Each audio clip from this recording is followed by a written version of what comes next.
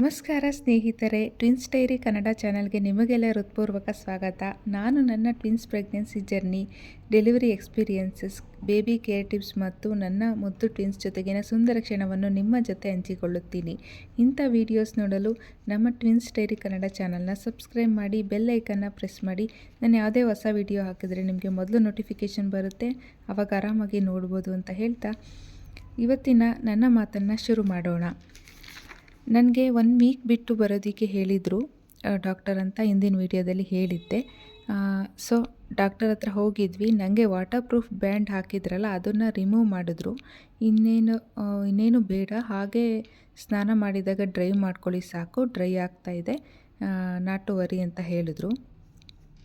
So ನಾವು ಮನೆಗೆ ಬಂದ್ವಿ. ನೆಕ್ಸ್ಟ್ ಮಕ್ಕಳನ್ನ ಒಂದು 2 ಡೇಸ್ ಬಿಟ್ಟು ನಾನು ಕರ್ಕೊಂಡೋಗಿದ್ದೆ. ಅವ್ರಿಗೂ ಸಹ 1 ವೀಕ್ ಬಿಟ್ಟು ಬರೋದಕ್ಕೆ ಹೇಳಿದರು ಪೀಡಿಯಾಟ್ರಿಷಿಯನ್ನು. ಸೊ ಅವ್ರ ಹತ್ರ ಕರ್ಕೊಂಡು ಹೋಗಿದ್ವಿ. ಅವರು ಎಲ್ಲ ಚೆಕಪ್ ಮಾಡಿ ನಾರ್ಮಲ್ ಇದ್ದಾರೆ ಅಂತ ಹೇಳಿದರು. ಒಂದೆರಡು ಟಾನಿಕ್ಗಳನ್ನ ಬರ್ಕೊಟ್ರು. ಸೊ ಅದನ್ನು ತಗೊಂಡು ಮನೆಗೆ ಬಂದ್ವಿ. ಇದಿಷ್ಟು ನನ್ನ ಡೆಲಿವರಿ ಸ್ಟೋರಿ ಆಗಿತ್ತು. 6th ಡೇ ನಂದು ಡಿಸ್ಚಾರ್ಜ್ ಆಗಿತ್ತು. 11 to 12 ಅಷ್ಟೊತ್ತಿಗೆ ಡಿಸ್ಚಾರ್ಜ್ ಪ್ರೋಸೆಸ್ ಸ್ಟಾರ್ಟ್ ಆಯಿತು. ಸ್ವಲ್ಪ ಲೇಟ್ ಆಯಿತು ಹಾಸ್ಪಿಟಲ್ ಕಡೆಯಿಂದನೇ. ಬೇಬೀಸ್ ಫೋಟೋ ಶೂಟ್ ಇತ್ತು ಮತ್ತು ವಿಡಿಯೋ ಶೂಟ್ ಇತ್ತು. ಪೇರೆಂಟ್ಸ್ ಅಂದರೆ ನಾವು ನಮ್ಮ ಬೇಬೀಸ್ ಜೊತೆ 2 ಡೇಸ್ ಮುಂಚೆನೇ ಲಂಚ್ ಡೇಟ್ ಇತ್ತು. ಸೊ ಕಾಂಪ್ಲಿಮೆಂಟ್ರಿ ಹಾಸ್ಪಿಟಲ್ ಕಡೆಯಿಂದ ಇತ್ತು. ನನ್ನ ಬೇಬೀಸ್ಗೆ ಜಾಂಡೀಸ್ ಬಂದಿರೋ ಕಾರಣ ಅವರು ಫೋಟೋ ಥೆರಪಿಯಲ್ಲಿ ಇದ್ದಾಗ ನಾವು ಹೇಗೆ ಅಲ್ಲಿ ಎಂಜಾಯ್ ಮಾಡೋದು, ಸೊ ನಾನು ಕ್ಯಾನ್ಸಲ್ ಮಾಡಿದ್ವಿ. ನನ್ನ ಮಕ್ಕಳನ್ನ ಆ ಥರ ಬಿಟ್ಟು ನಮಗೆ ಹೋಗಿ ಲಂಚ್ ಎಂಜಾಯ್ ಮಾಡೋದು ಅಷ್ಟು ಇಷ್ಟ ಆಗಲಿಲ್ಲ, ಅದು ಚೆನ್ನಾಗೂ ಕೂಡ ಇರೋದಿಲ್ಲ. ಸೊ ನಾವು ಕ್ಯಾನ್ಸಲ್ ಮಾಡಿದ್ವಿ. ಅವ್ರು ಬೇಗ ನಾರ್ಮಲ್ ಆಗೋದು ಒಂದೇ ನಮಗೆ ಮುಖ್ಯ ಆಗಿತ್ತು, ಅದಷ್ಟು ಆಯಿತು. ಮತ್ತು ಶೂಟೆಲ್ಲ ಮುಗಿಸಿದ್ವಿ. ಹಾಸ್ಪಿಟಲ್ ಕಡೆಯಿಂದ ಕಾಂಪ್ಲಿಮೆಂಟ್ರಿ ಬೇಬೀಸ್ದು ಒಂದು ಫೋಟೋ ಕೊಟ್ಟರು. ಬಿಲ್ಲಿಂಗೆಲ್ಲ ಕ್ಲಿಯರ್ ಮಾಡಿದ್ವಿ. ಮತ್ತು ನನಗೆ ಏನೇನು ಡೌಟ್ಸ್ ಇತ್ತು ಅದನ್ನೆಲ್ಲ ಕ್ಲಿಯರ್ ಮಾಡಿಕೊಂಡೆ. ಮೆಡಿಕೇಷನ್ಸ್ ಏನೇನು ತೊಗೋಬೇಕು ಅಂತೆಲ್ಲ ಒಂದು ಸಲ ಎಕ್ಸ್ಪ್ಲೈನ್ ಮಾಡ್ತಾರೆ, ಬೇಬೀಸ್ದು ನಂದು. ಸೊ ಅದೆಲ್ಲ ಆಯಿತು. ಆಮೇಲೆ ನಾವು ಮನೆಗೆ ಬಂದ್ವಿ. ಮಾರ್ನಿಂಗು ನಾನು ಸ್ನಾನ ಮಾಡಿರಲಿಲ್ಲ ಹಾಸ್ಪಿಟಲ್ನಲ್ಲಿ. ಮನೆಗೆ ಬಂದಮೇಲೆ ಬಿಸಿ ಇದು ಶವರ್ ತೊಗೊಂಡೆ. ಫ್ರೆಶ್ ಫೀಲ್ ಆಯಿತು, ಒಂಥರ ಹೊಸ ಹುಮ್ಮಸ್ಸು ಬಂತು. ನಾನು 9 ಡೇಸ್ ಆದಮೇಲೆ ಹೆಡ್ ಬಾತ್ ಮಾಡಿದ್ದು. ಅಲ್ಲಿವರೆಗೂ ಡೈಲಿ ನಾರ್ಮಲ್ ಸ್ನಾನ ಅಷ್ಟೇ. ನಾನು ಯಾವುದೇ ಥರ ಮಸಾಜು ನಾನು ತೊಗೊಂಡಿಲ್ಲ ಮತ್ತು ಬೇರೆ ಯಾರ ಹತ್ರನೂ ನಾನು ಸ್ನಾನ ಮಾಡಿಸ್ಕೊಂಡಿಲ್ಲ. ನಂದು ನಾರ್ಮಲ್ ನಾನೇ ಸ್ನಾನ ಮಾಡ್ಕೋತೀನಿ. ಹಳೆ ಕಾಲದ ಪದ್ಧತಿ ಪ್ರಕಾರ ನಾನು ಏನೂ ಮಾಡ್ಕೊತಿಲ್ಲ, ಬಟ್ ಬಿಸಿ ನೀರಲ್ಲಿ ಸ್ನಾನ ಮಾಡ್ಕೋತೀನಿ. ಮೊದಲು ಅಷ್ಟು ಬಿಸಿ ನೀರಲ್ಲಿ ಮಾಡ್ತಿರ್ಲಿಲ್ಲ, ಉಗುರು ಬೆಚ್ಚಿ ನೀರಲ್ಲಿ ಮಾಡ್ತಿದ್ದೆ. ಇವಾಗ ಸ್ವಲ್ಪ ಬಿಸಿ ನೀರಲ್ಲಿ ಮಾಡ್ಕೋತೀನಿ ಅಷ್ಟೇ. ಸ್ನಾನದ್ದಾಯಿತು. ನೀರು ಕುಡಿಯೋ ವಿಷಯಕ್ಕೆ ಬಂದರೆ ನಾನು ಕಾಯಿಸಿ ಆರಿಸಿರೋ ನೀರು ಕುಡಿತೀನಿ, ಬಟ್ ತುಂಬ ತಣ್ಣಗಾದ್ಮೇಲೆ ಕುಡಿಯೋದಿಲ್ಲ. ನನಗೆ ಬೆಚ್ಚಗೆ ಇರೋ ನೀರೇ ಕುಡಿಯೋಕೆ ಇಷ್ಟ. ಸೊ ನಾನು ಅದೇ ಥರನೇ ಫಾಲೋ ಮಾಡ್ತಾ ಇರೋದು. ಇನ್ನು ಉಗುರು ಬೆಚ್ಚು ಇದ್ದಂಗೆ ನೀರು ಕುಡಿತೀನಿ ಯಾವಾಗ್ಲೂ. ಇನ್ನು ಊಟದ ವಿಷಯಕ್ಕೆ ಬಂದರೆ ನಾನು ಯಾವುದೇ ಥರ ಪಥ್ಯ ಮಾಡ್ತಿಲ್ಲ, ಎಲ್ಲ ಥರ ಊಟ ಮಾಡ್ತೀನಿ. ಹಸಿಮೆಣ್ಸಿನ್ಕಾಯಿ ಮತ್ತು ಬದನೆಕಾಯಿ, ಫ್ರೈಡ್ ಐಟಮ್ಸು, ಆಲೂಗೆಡ್ಡೆ ಇದನ್ನು ತಿಂತಾಯಿಲ್ಲ. ಇದನ್ನು ಬಿಟ್ಟು ಮೈದಾ ತಿಂತಾಯಿಲ್ಲ, ಶುಗರ್ ಐಟಮ್ಸ್ ತಿಂತಾಯಿಲ್ಲ, ಇನ್ನೆಲ್ಲನೂ ತಿಂತಾಯಿದ್ದೀನಿ. 1.5 ಮಂತ್ ಆದಮೇಲೆ ನಾನು ಮುದ್ದೆ ತಿಂತಾಯಿದ್ದೀನಿ. ನಾನು ನಾನ್ ವೆಜಿಟೇರಿಯನ್ ಆಗಿರೋದ್ರಿಂದ 15 ಡೇಸ್ ಆದಮೇಲಿಂದ ಸ್ಟಾರ್ಟ್ ಮಾಡಿದೆ ತಿನ್ನೋದಕ್ಕೆ. ಚಿಕನ್ ಅಷ್ಟೇ ತಿಂತಾಯಿದ್ದೀನಿ, ಮಟನ್ ತಿಂದಿಲ್ಲ, ಫಿಶ್ನ ತಿಂದಿಲ್ಲ. ಚಿಕನ್ ಕರಿ ರೈಸು ತಿಂತಾಯಿದ್ದೀನಿ. ಮತ್ತು ನಾನು ಡೇ 3ಇಂದನೇ ಎಗ್ ಸ್ಟಾರ್ಟ್ ಮಾಡಿದರು ಹಾಸ್ಪಿಟಲ್ನಲ್ಲಿ, ಎಗ್ ಕೊಡ್ತಾಯಿದ್ರು. ಸೊ ಅವತ್ತಿಂದನೂ ನಾನು ಎಗ್ನ ತಿಂತೀನಿ. ಪ್ರೋಟೀನ್ಗೋಸ್ಕರ ನನಗೆ ಬೇಕೇ ಬೇಕು. 3 to 4 ಲೀಟ್ರು ಕಂಪಲ್ಸರಿ ನೀರು ಕುಡಿಲೇಬೇಕು. ನನಗೆ ಸ್ಟಾರ್ಟಿಂಗಲ್ಲಿ ಕುಡಿಯೋಕ್ಕಾಗ್ತಿರ್ಲಿಲ್ಲ. 2 ಬೇಬೀಸ್ ಇರೋದ್ರಿಂದನೋ ಏನೋ ನಂಗೆ ಮರ್ತೋಗ್ತಿತ್ತು ಮತ್ತು ಟೈಮೂ ಸಾಕಾಗ್ತಿರ್ಲಿಲ್ಲ, ತುಂಬ ನೆಗ್ಲೆಕ್ಟ್ ಮಾಡಿದ್ದೆ. ಬಟ್ ಇವಾಗ ಹಂಗಲ್ಲ. ನೀವು ಸಹ ನೆಗ್ಲೆಕ್ಟ್ ಮಾಡೋಕ್ಕೆ ಹೋಗಬೇಡಿ. ನಿಜವಾಗ್ಲೂ ನೀರು ಕುಡಿಯೋದ್ರಿಂದ ತುಂಬ ಒಳ್ಳೆಯದು. ಯಾವಾಗಲೂ ಮೋಷನ್ ಪ್ರಾಬ್ಲಮ್ ಇರೋದಿಲ್ಲ ನೀರು ಕುಡಿದ್ರೆ, ಚೆನ್ನಾಗಾಗುತ್ತೆ ಮೋಷನ್ನು. ಇವಾಗ ನಾನು ತುಂಬ ಕಾನ್ಸಂಟ್ರೇಟ್ ಮಾಡಿ 4 ಲೀಟರ್ ನೀರು ಕುಡಿತೀನಿ. ನೀರು ಚೆನ್ನಾಗಿ ಕುಡಿಯೋದ್ರಿಂದ ಮಿಲ್ಕ್ ಸಪ್ಲೈ ಕೂಡ ಚೆನ್ನಾಗಾಗುತ್ತೆ, ನಮ್ಮ ಬಾಡಿನೂ ಸಹ ಹೈಡ್ರೇಟಾಗಿ ಇರುತ್ತೆ. ಮತ್ತು ನಮ್ಮ ಮನೇಲಿ ಏನೇ ಊಟ ತಿಂಡಿ ಮಾಡಿದ್ರೂ ಒಣಮೆಣ್ಸಿನ್ಕಾಯಿನೇ ಹಾಕಿನೇ ಮಾಡೋದು. ಚಟ್ನಿಗೆ ಕಾಯಿ ಬದಲು ಒಣ ಕೊಬ್ಬರಿನ ಹಾಕಿ ಮಾಡೋದು, ಅದನ್ನೇ ತಿಂತಾಯಿದ್ದೀನಿ. ಚಪಾತಿನೂ ಸಹ ನಾನು 15 ಡೇಸ್ ಆದಮೇಲಿಂದ ಶುರು ಮಾಡಿದೆ. ಇವಾಗ ತಿಂತಾಯಿದ್ದೀನಿ. ಅದಕ್ಕಿಂತ ಮುಂಚೆ ನಾನು ಗೋಧಿ ದೋಸೆ ತಿಂದಿದ್ದೆ ಮತ್ತು ಬೀಟ್ರೋಟ್ ಪಲ್ಯ ಚೆನ್ನಾಗಿ ತಿಂದಿದ್ದೀನಿ. ನುಗ್ಗೆ ಸೊಪ್ಪಿನ ದಾಲ್ ತಿಂತೀನಿ, ಮೆಂತ್ಯ ಸೊಪ್ಪಿನ ದಾಲ್ ತಿಂತೀನಿ, ಸಬ್ಬಸಿಗೆ ಸೊಪ್ಪಿನ ಬಸ್ಸಾರು ಮತ್ತು ಅದ್ರ ಪಲ್ಯ ತಿಂತಿದ್ದೀನಿ.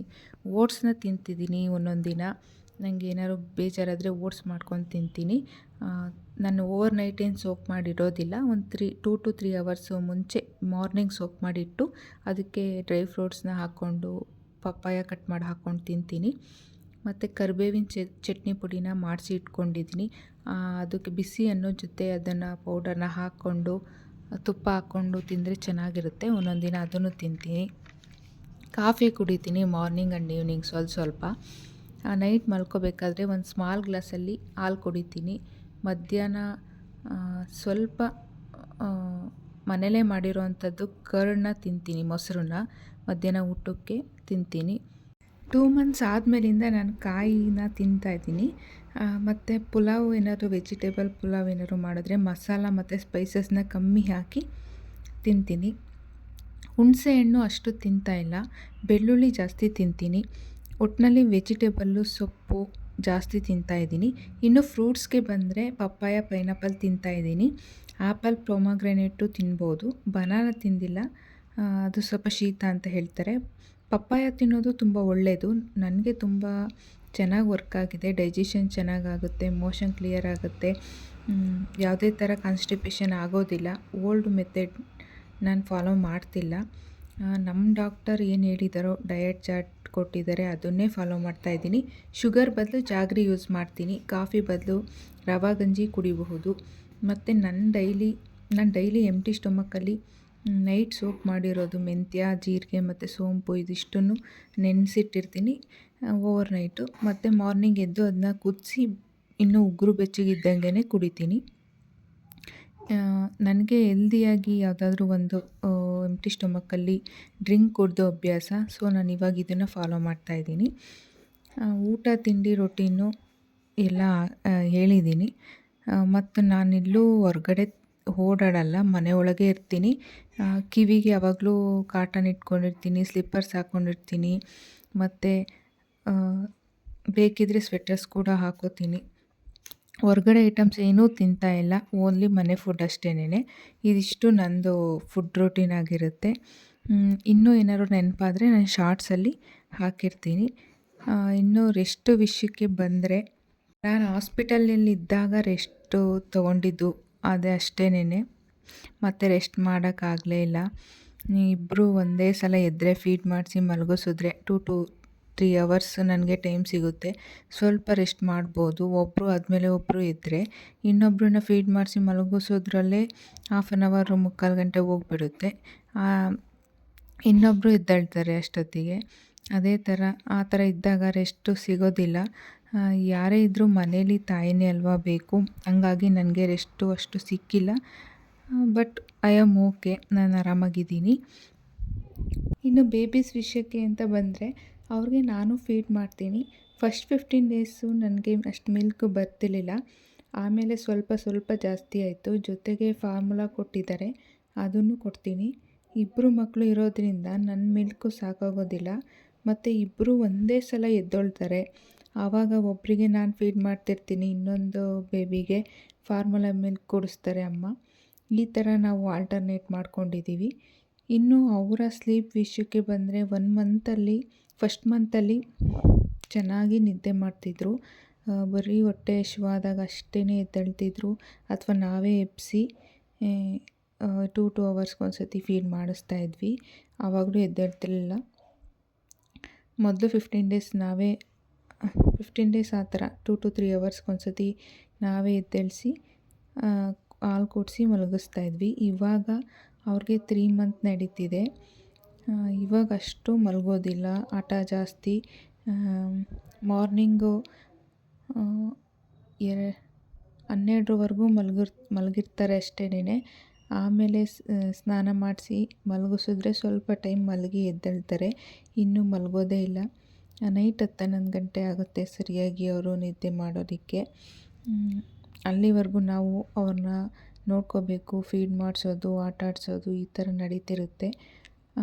ಅವರು ಸ್ವಲ್ಪ ಮಲ್ಕೊಂಡಿದ್ದಾರೆ ಅನ್ನುವಾಗ ನಾವು ಊಟ ಸ್ನಾನ ಈ ಥರದ್ದು ಮಾಡೋದು,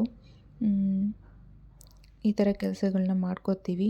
ನಾನು ನಮ್ಮಮ್ಮ ಅಪ್ಪ ಇದ್ದೀವಿ, ಅದಕ್ಕೆ ನಾವು ಬ್ಯುಸಿ ಇರಬೇಕಿದೆ.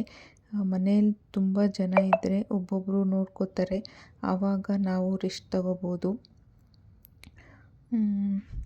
ಟಚ್ ಸುಮ್ಮನೆ ಅಳೋದಿಲ್ಲ, ಹೊಟ್ಟೆ ಹಶ್ವಾದರೆ ಅಷ್ಟೇ ಅಳ್ತಾರೆ. ನಿದ್ದೆ ಮಾಡ್ತಿಲ್ಲ ಅಂದರೆ ಅವ್ರಿಗೆ ಆಟ ಆಡಿಸ್ತಿರ್ಬೇಕು, ಮಾತಾಡಿಸ್ತಿರ್ಬೇಕು, ಆವಾಗ ಅವರು ಸುಮ್ಮನೆ ಆಡ್ತಾರೆ, ಒಂದು ಸ್ವಲ್ಪನೂ ಹಠ ಮಾಡಲ್ಲ. ಡೈಲಿ ಅವ್ರಿಗೆ ಸ್ನಾನ ಮಾಡಿಸ್ತೀವಿ. Weekly once or twice oil massage ಮಾಡ್ತೀನಿ, ನಾನೇ ಮಾಡ್ತೀನಿ. ವರ್ಜಿನ್ ಕೋಕೋನಟ್ ಯೂಸ್ ಮಾಡ್ತಾಯಿದ್ದೀನಿ, ಕೋಕೋನಟ್ ಆಯಿಲ್ನ, ಮತ್ತು ಬೇರೆ ಏನು ಯೂಸ್ ಮಾಡ್ತಾಯಿಲ್ಲ. ಮತ್ತು ಯಾವಾಗಲೂ ಡೈಪರ್ ಹಾಕೋದಿಲ್ಲ, ನೈಟ್ ಮಲ್ಕೋಬೇಕಾದ್ರೆ ಅಷ್ಟೇ ಡೈಪರ್ ಹಾಕ್ತೀವಿ. ಅದ್ರ ಮೇಲೆ 12 ಅವರ್ ಕೆಪಾಸಿಟಿ ಅಂತ ಕೊಟ್ಟಿರ್ತಾರೆ, ಬಟ್ ನಾನು 6 ಅವರ್ಗೆಲ್ಲ ಚೇಂಜ್ ಮಾಡ್ತೀನಿ. ಇನ್ನು ಡೇ ಟೈಮಲ್ಲಿ ಪಂಚೆ ಬಟ್ಟೆ ಅಥವಾ ಲಂಗೋಟ್ಸ್ ಹಾಕಿ ಮಲಗಿಸೋದು. ಇಷ್ಟು ಮಕ್ಕಳದು ರೊಟೀನ್ ಆಗಿರುತ್ತೆ. ಇನ್ನೂ ಏನಾದರೂ ನಿಮಗೆ ಕೇಳಬೇಕು ಅಥವಾ ನಾನು ಹೇಳಬೇಕು ಅನಿಸಿದ್ರೆ ಕಮೆಂಟ್ ಮಾಡಿ ತಿಳಿಸಿ, ಹೇಳ್ತೀನಿ. 1.5 ಮಂತ್ ಇದ್ದಾಗ ವ್ಯಾಕ್ಸಿನ್ ಇತ್ತು. ತುಂಬ ಅಳ್ತಾರೆ, ಏನಪ್ಪ ಮಾಡೋದು ಅಂತ ಅಂದ್ಕೊಂಡಿದ್ವಿ. ಇಂಜೆಕ್ಷನ್ ಕೊಡುವಾಗ ಇಬ್ಬರು ಜೋರಾಗಿ ಹತ್ತರು, ಆಮೇಲೆ ಸುಮ್ಮನೆ ಆದರು. ಆಮೇಲೆ ಒಂದು 3 ಅವರ್ಸ್ ಆದಮೇಲೆ ಸ್ಟಾರ್ಟ್ ಮಾಡಿದರು. ಪೇಯ್ನ್ ಒಂದು 3 ಅವರ್ಸಿಗೆ ಸ್ಟಾರ್ಟ್ ಆಗುತ್ತೆ. ಅವರು ಕಾಲು ಕೈ ಆಡಿಸ್ದಾಗೆಲ್ಲ ಪೇಯ್ನ್ ಆಗೋದು ಜಾಸ್ತಿ. ಆವಾಗ ತುಂಬ ಅಳ್ತಿದ್ರು. ಮಧ್ಯಾಹ್ನ 3 ಓ ಕ್ಲಾಕಿಂದ 6 ಓ ಕ್ಲಾಕ್ವರೆಗೂ ಅಷ್ಟು ಹೊತ್ತರು. ಆಮೇಲೆ ಸುಮ್ಮನೆ ಆದರು. ಐಸ್ ಕ್ಯೂಬು ಬಟ್ಟೆಗೆ ಸುತ್ತಿ ಇಡ್ತಿದ್ವಿ ಅಷ್ಟೇ, ಇನ್ನೇನು ಮಾಡಲಿಲ್ಲ. ನೈಟ್ ಜ್ವರ ಬಂದಿತ್ತು, ಸಿರಪ್ ಕೊಟ್ಟಿದ್ದರು ಹಾಕೋಕ್ಕೆ. ಜ್ವರ ಬಂದರೆ ಹಾಕಿದ್ದೆ ಅಷ್ಟೇ. ಫೀಡ್ ತಗೋತಿದ್ರು, ಮಲ್ಕೊಂಡ್ರು. ಇದಿಷ್ಟು ಮಕ್ಕಳದು ರುಟೀನ್ ಆಗಿರುತ್ತೆ. ಇದಿಷ್ಟು ನನ್ನ ಡೆಲಿವರಿ ಸ್ಟೋರಿ ಆಗಿತ್ತು. ಮತ್ತು ನನ್ನ ಫುಡ್ ರುಟೀನು, ಬೇಬೀಸ್ ದಿನಚರಿ ಹೇಗಿತ್ತು ಅಂತೆಲ್ಲ ಈ ವಿಡಿಯೋದಲ್ಲಿ ತಿಳಿಸ್ಕೊಟ್ಟಿದ್ದೀನಿ. ಇಲ್ಲಿಗೆ ಈ ವಿಡಿಯೋನ ಎಂಡ್ ಮಾಡ್ತೀನಿ. ಮುಂದಿನ ವಿಡಿಯೋದಲ್ಲಿ ಮತ್ತೆ ಸಿಗೋಣ. ಈ ವಿಡಿಯೋ ಇಷ್ಟ ಆಗಿದ್ದರೆ ಟ್ವಿನ್ಸ್ ಡೈರಿ ಕನ್ನಡ ಚಾನಲ್ನ ಸಬ್ಸ್ಕ್ರೈಬ್ ಮಾಡಿ, ಲೈಕ್ ಮಾಡಿ, ಶೇರ್ ಮಾಡಿ. ನಿಮ್ಮ ಫ್ಯಾಮಿಲಿ ಆ್ಯಂಡ್ ಫ್ರೆಂಡ್ಸ್ಗೆ ನನ್ನ ವೀಡಿಯೋಸು ಇಷ್ಟ ಆಗ್ಬೋದು ಅಂತ ಹೇಳ್ತಾ, ನಿಮ್ಮ ಅಭಿಪ್ರಾಯನ ಕಮೆಂಟ್ನಲ್ಲಿ ತಿಳಿಸೋದನ್ನ ಮರಿಬೇಡಿ. Thank you.